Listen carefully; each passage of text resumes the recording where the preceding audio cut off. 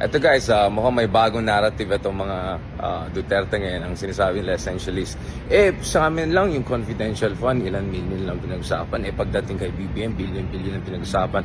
Una-una,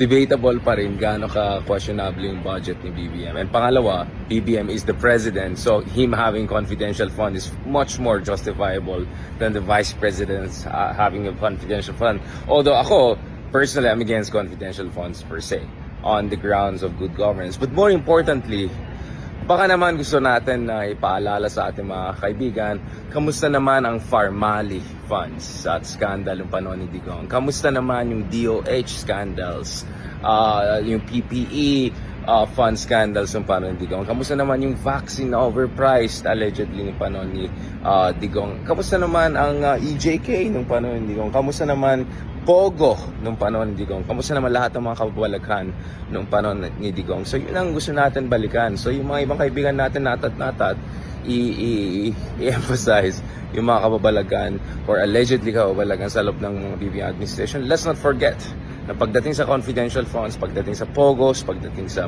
EJKs, Duterte pa rin.